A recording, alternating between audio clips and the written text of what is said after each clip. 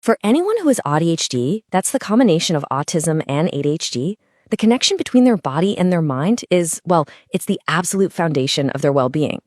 But here's the thing, that link is incredibly fragile. And when it gets disrupted, the struggles can be huge. So in this explainer, we're going to dig into what this body-mind connection really is, how it gets lost, and most importantly, how we can help restore. So here's our roadmap. First, we'll nail down what the body-mind connection actually is. Then we'll look at how things go off the rails and why the teenage years can become a perfect storm. From there, we'll see what that does to the brain long-term. Before, and this is the hopeful part, we'll uncover a really powerful way to bring back that sense of safety and the true self. All right, let's get right into it. What are we actually talking about when we use this phrase, the body-mind connection? Okay, so this isn't about book smarts or memorizing facts. Think of it more as a child's intelligence, just growing naturally, from the inside out. It's the process of strengthening that deep internal wiring between the brain and the nervous system. And when that connection is strong, you get real balance, genuine clarity, and a curiosity that just bubbles up on its own. And this connection, it grows in stages, kind of like ripples in a pond. It all starts with that first connection to self, when a toddler is just figuring out their own internal world. From there, it expands outward to a connection with others, learning how to express what they need and want. And finally, it grows into a connection with the whole world and that real desire to be a part of something bigger. But here's the catch. This whole natural process is incredibly vulnerable. That internal signal can get fuzzy and the connection can actually be broken. So you have to ask, how does that even happen? What could possibly cause a child to lose touch with their own inner compass? Well, it gets broken by a whole storm of outside pressures. Things like constant judgment, punishment, having their needs ignored, or not having any say in their own lives. All of this teaches a child a really dangerous lesson that their internal signals, their gut feelings, are wrong or unreliable or just not safe to listen to. And dishonesty is a huge piece of this puzzle. See, a child can literally feel in their body when something isn't right, when the words people are saying don't match the feeling in the room. You don't have to say a word. They feel that disharmony, and it eats away at the trust they have in themselves. So this brings us to the teenage years. For an ADHD individual, especially one whose body-mind connection is already a bit shaky, this period can become a perfect storm where everything collides. And this is absolutely crucial to understand. The ADHD brain doesn't go into puberty with a clean slate. It's often already dealing with a lot. So when those teenage hormones hit, they don't just appear in a vacuum. They're basically pouring gasoline on existing fires, amplifying all the struggles with sensory input, focus, and self-control. During adolescence, the brain does this massive reorganization called synaptic pruning. It's like a spring cleaning, getting rid of connections it doesn't use to become more efficient. But in ADHD brains, this process can look different. For autistic brains, the pruning might be too slow, leaving too many connections and causing sensory overload. For ADHD brains, it can be the opposite, too fast, which can get in the way of things like attention. And this is why the environment is everything. This pruning process isn't just pre-programmed. It is heavily, heavily dependent on experience.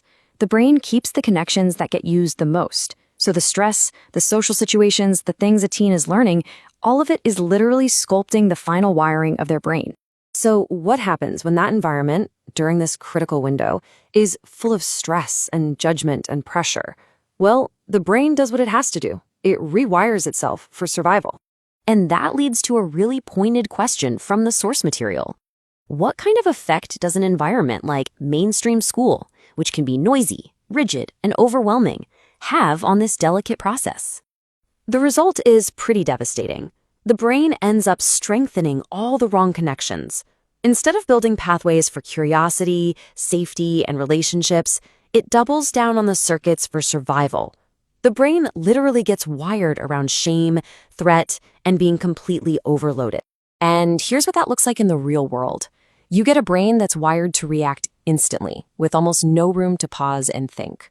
Its default setting becomes, I'm not safe, which means important skills, like flexible thinking, just don't get a chance to develop. The brain becomes rigid, reactive, always on high alert. On the inside, this means the alarm systems are always firing. That inner critic gets really, really loud. And to cope with it all, the brain creates escape routes. We're talking about dissociative pathways, spacing out, feeling numb, going robotic, whatever it takes just to get through the day. So, when that core connection to who you are is gone, you're left with a void.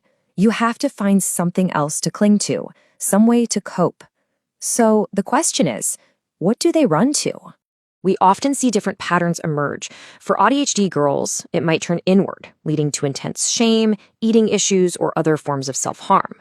For ADHD boys, who often have a powerful drive for autonomy, it might look more like defiance, completely withdrawing into a hyperfocus, or turn into substances. All of these are just desperate attempts to fill that internal void.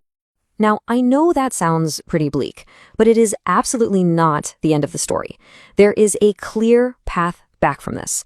So let's talk about how to restore that essential sense of safety and self. The solution isn't some big, complicated thing. It's actually about consistency. It's about creating these safe, nurturing, predictable rituals that give a person a sense of meaning in their life, a sense of place and belonging in the world, and a sense of internal space to just be. And we can build this connection through TRUST. That means giving our time, showing genuine respect, seeking to understand, always acting with sincerity, and telling the truth. And the real key here is that kids learn from what we model, not from what we preach. Our actions are what matter. And we can show this safety in 3 really concrete ways. First, accountability, admitting our own mistakes. Hey, that was my fault. Second, acceptance, letting them know their feelings and their mistakes are okay. It's understandable you feel that way. And third, giving them autonomy over their boundaries, making it crystal clear that you are safe to tell me anything.